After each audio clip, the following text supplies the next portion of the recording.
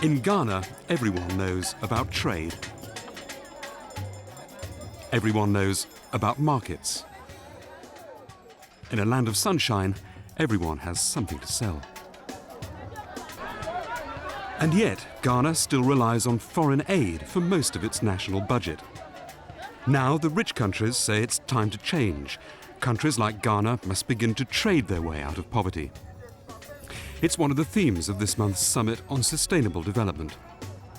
So, in this edition of Life, we've come to Ghana to find out how easy trading in the world marketplace really is. Our guide, top Ghanaian trade expert, Augustine Odongo of FAGE. FAGE stands for Federation of Ghanaian Exporters. It's a member-based organization. Our uniqueness derives from the fact that we are member-based. We deal directly with members in the field. And that is our raison d'etre. Augustine's job is to help Ghanaian exporters. If anyone can help us understand their problems, it's Augustine.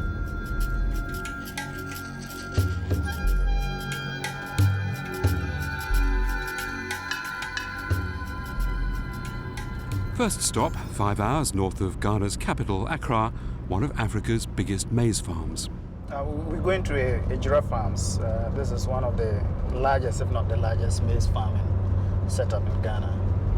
The information that is available is that as a result of the import of maize, especially for the animal feed industry, poultry in particular, they have had to hold up some stocks which they cannot offload on the local market because they simply cannot compete with the price of imported maize.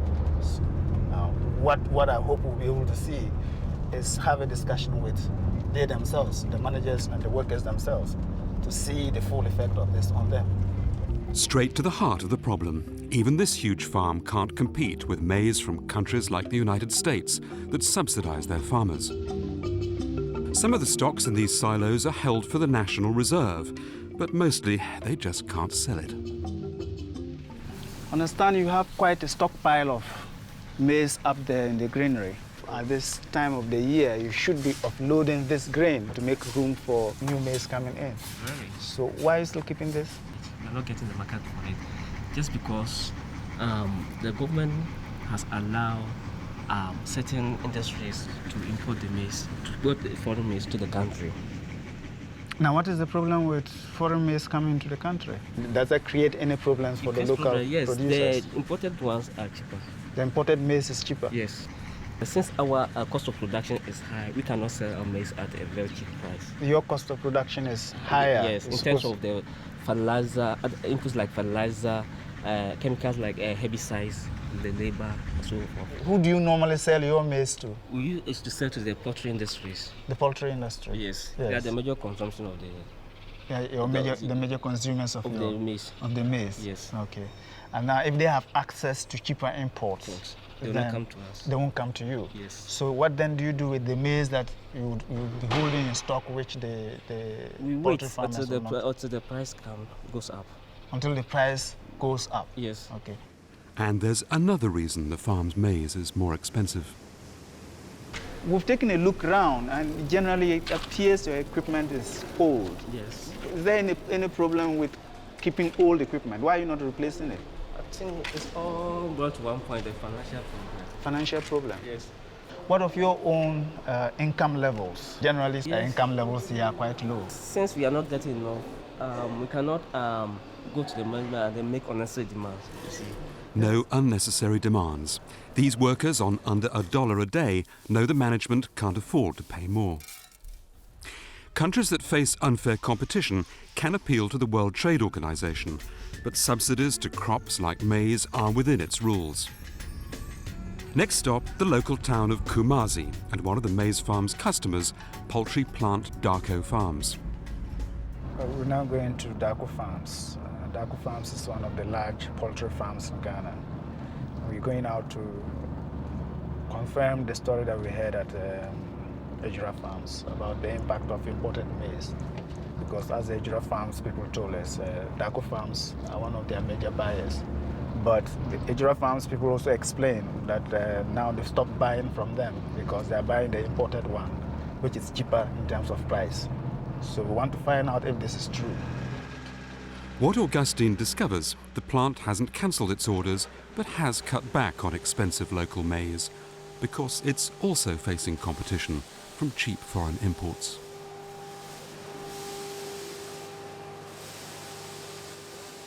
We do import yellow maize, but does not mean we have stopped buying from them because that's the reason. But we do import yellow maize from time to time. For about 3 years now, I think we've imported. When the prices are higher, we bring in the maize to give us a lower cost of production so that we can compete with the imported chicken out there. Because the price the imported chicken arrives over here is relatively low compared to what is being produced. So with a higher cost of production, you can't really compete with the imported chicken. So you'd put the high cost of production here as the main cause of the high prices that you are offering to the consumer? Relatively, yeah, the high cost of production, but I also looked at it from this angle that the goods coming from there, their maize or whatever has been subsidized, which is a lower cost for them to produce over there. So if you don't have that thing relatively here, you're going to run into that problem. If they can't compete with cheap imports in their own markets, not much chance of Ghana's farmers selling abroad, no matter how tasty and well cared for the product.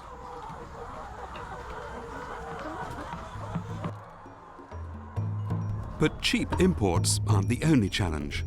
Next stop, a banana plantation in the Central Lakes region of Ghana. Where did this come from? From the plantation. From the plantation? Yes. Then the selection process begins. Volta River estates export to the EU, to Europe. Their problem, trying to comply with the EU's licensing rules. Alex, you have quite a good setup here, and you export to Europe. Have you had any problems exporting to Europe? Indeed, there is. We still have to overcome this European Union license system on banana. Can you explain that further? What is this licensing system? Well, you know that I'm not a technical man, but what it means to me as a farmer is that we are not able to get our export into the market. Washing the crop is easy enough. So is spraying it with chemical preservatives. And the spray is meant to preserve the fruit. What's harder is meeting EU licensing requirements like length and weight. That means using lots of chemical fertilizers, expensive, and not the kind of farming they like round here. I think that the idea of length and sizes in bananas are just exaggeration of the actual matter, because to make your bananas grow big in size and in length, all that you have to do is to dump a lot of chemical fertilizer, and in the next couple of months you have your big length, your big sizes, and then your length. But we talk about fair trade, and fair trade has to deal with the environment, and therefore natural growing things is what comes into mind. You think about consumer choice. So we as a fair trade company, we believe that we have to grow our bananas in a more sustainable way. So in future, they'd like to go organic, if consumers will pay. Meantime, licensing rules and ever-changing quotas constitute for Augustine a serious non-tariff barrier. Not exactly a tax, but still a restriction on trade. For somebody like me who is in trade advocacy, that appears to be another barrier to trade. They're closing the doors on us. They're opening the doors with one hand, saying we are doing away with quotas, we are removing or reducing taxes, import duties, tariffs, and so on. Meanwhile, with the other hand, they are closing the door by bringing in quality requirements that are far beyond the capacity of local producers, especially the small-scale producers. Here, I wouldn't buy a banana using a tape to measure. The farmer, when he's growing it, hasn't got a tape to be measuring. But if that's what Europe is requiring, then Europe has to make an effort to help us to understand them and help us to be able to develop our capacity up to the level that we'll be able to meet each other halfway. That Ghana is still largely a rural and agricultural-based economy. About 70% of our people earn their living in agricultural activity. And part of this, the more paying part of agricultural activity is that which is committed to exports. So if as a result of the increasing quality requirements by Europe, we lose out on our agricultural exports, then what it means is that those who are currently engaged in agricultural exports are going to lose their jobs. After all this, you might be forgiven for wondering how Ghana's farmers can ever export at all. But time for a success story, and so we drive through the south of Ghana to Tema. Athena Foods makes pineapple juice. It's also had problems with non-tariff barriers, but its canny US-trained manager found a way round them. So one local producer who has captured a thriving export market. But tell me, you've been doing exports to Europe for quite some time now, more than a year, more than 3 years. Have you had any problems meeting the EU requirements, EU regulations and so on? Yes. What exactly is the problem? When we started, the product was pretty good. The fruits, the analysis in Germany came out very well. And it was so good that one buyer was actually using it for baby food formulation. Then we ran out of fruits, went to Ivory Coast. And with the concentrates that we made from those fruits, they had high ethanol residues on them.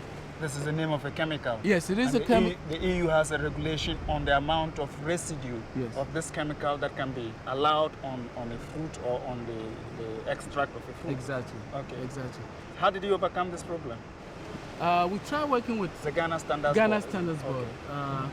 They didn't even have the mechanism to analyze it. Then we realized that we had a big problem on our hands. While trying to resolve it, we took what one may call an easy way out. We realized there was a market for organic juices, and we started adapting our plant. Yeah. And this is what we did, and that's what we're exporting now. The EU is moving towards zero residue levels. EU is moving towards organic. It turns out organic farming, at least with pineapple and some of the vegetables that we grow and fruits that we process here, the farming conditions are compatible with our rural farmers' method of farming. So now the issue becomes, how do I encourage the rural farmers to grow more organic for me so that, I wouldn't have to worry about residue levels, just satisfy the conditions of organic fruits, organic production, then I should have no problem with EU, because I will be at where EU is trying to get. Next stop, another success story, Farmer Pine on the outskirts of the capital Accra, a cooperative that helps farmers produce those tasty organic fruit.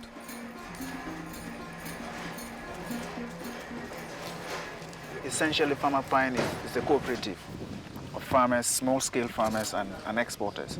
What we do is we supply the farmers with inputs to produce an ideal quality pineapples. So I think if you produce a better pineapple quality, it pays. Yes, we are getting more money. At the same time, we are producing more. We are expanding our farms. But, oh dear, there's another problem. The globalized world market is fickle. Now the farmers are producing and producing and producing. And our share in the market is such that at times you have the fruits, but then the buyers will tell you, don't bring it. These are some of the things. You see, yes, sometimes they will ask you to bring maybe 40 tons of pineapple. Then at the last moment, they will tell you, I will need only 20 tons. You see, meanwhile, you have already made allocation for all these things. So this will be left out, and you will pay for it. Why are they behaving like this? Why are the buyers behaving this way? They will ask you for 2 tons and eventually take only 1 ton. So I think there are competition. So where you have these multinationals, when they flood the market, you are nowhere. So I think that has been the problem.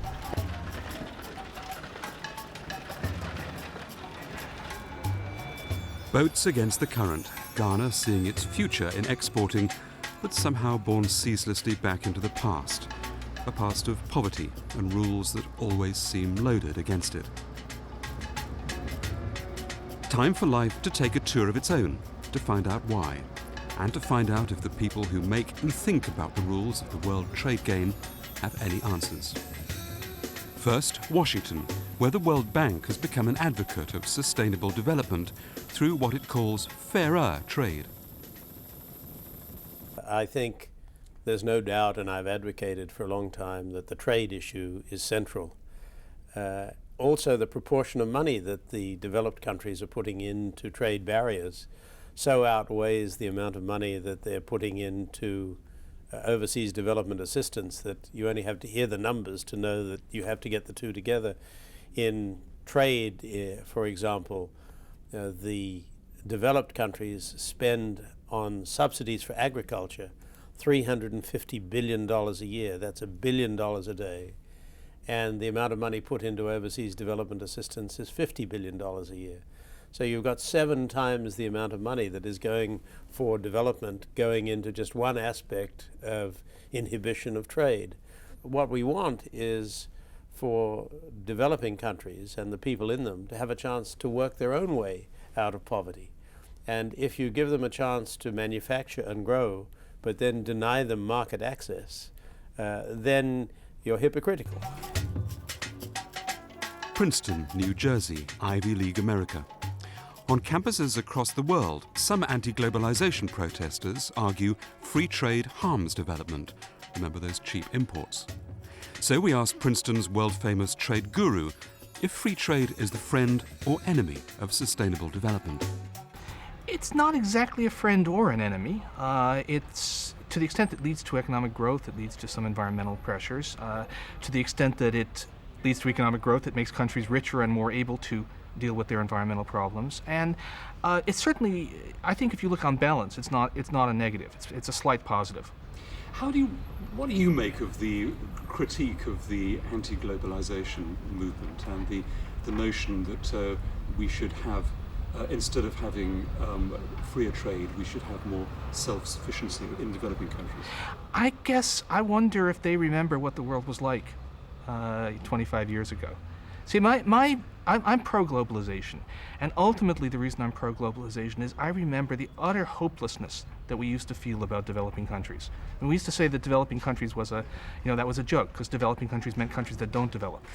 And we've had successes since then, not across the board, not everywhere, not everything you want, but we've had some successes, and all of the successes are associated with freer trade, with growing exports. And I just don't think, I think these people are romanticizing what it was like before this move towards globalization. But can we really have free trade that would help not just the rich old world, but developing countries too? Last stop on our tour, Brussels, from where the EU administers its subsidies and non-tariff barriers. So how does it defend them? If you take your example of Ghana, Ghana has, in terms of tariff barriers, 100% free access to the European Union.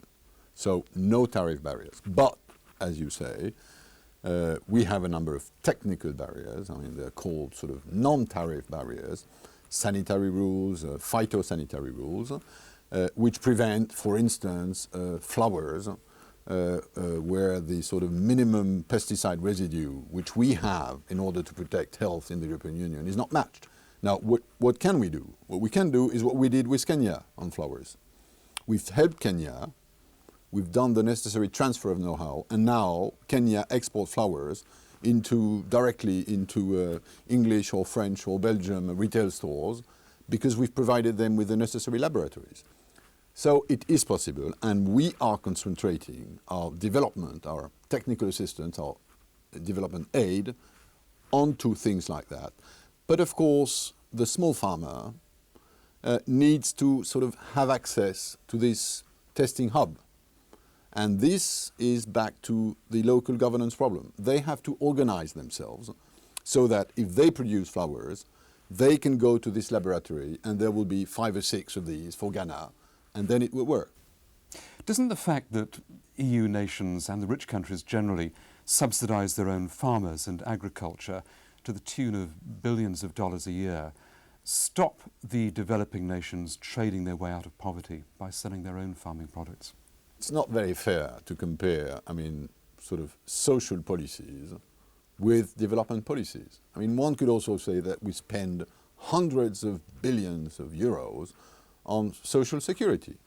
Yes, we do that. But does this have to be compared? The real point is not about the amount of subsidies. The real point is about whether what we do is trade distorting for developing countries. And we believe we need to support our farmers. I mean, we only have sort of 7 million farmers left in the European Union, which is not much, and we prefer to keep them for reasons which have to do with our way of life. So how can we do that without creating obstacles to trade to developing countries? That's the real issue. And these old debates were, I mean, sort of 50 years ago it was aid, not trade. 10 years ago was trade, not aid. I think it's definitively trade and aid for the next 10 years to come.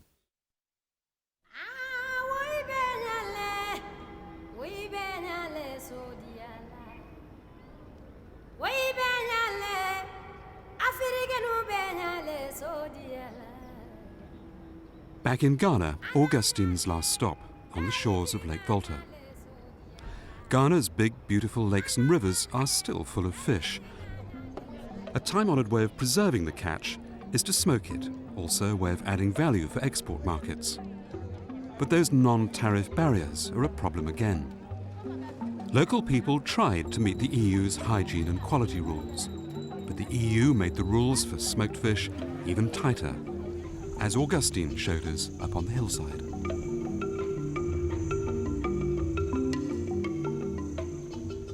This facility was started in 1997 and completed in 1998, and it was meant to help the women who smoke fish here to come together, to come under one roof. Because as you probably have seen in the market where they are doing the smoking, they have the traditional method of smoking. There are 3 problems with that one. First of all, it wastes fuel because they are using the logs to do the smoking. Secondly, there's no consistency in the dryness of the fish, and they smoke it differently. One woman does it in one place, another woman does it in another place. But for export, you need some amount of consistency, and also in the size of the fish. So the exporters decided that they would put up this facility and help the women to select the fishes of a certain size, come and smoke it to a standard, let's say a standard grade, all of them together, then they would have the consistency.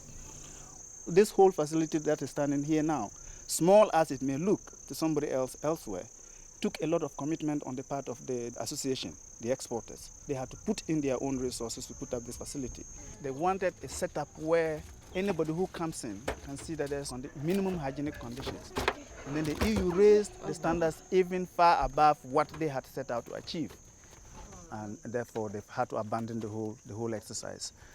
For the women here, the consequences have been more disastrous. Unfortunately, because the exporters, the numbers have gone down, that means less fish is being shipped out from here.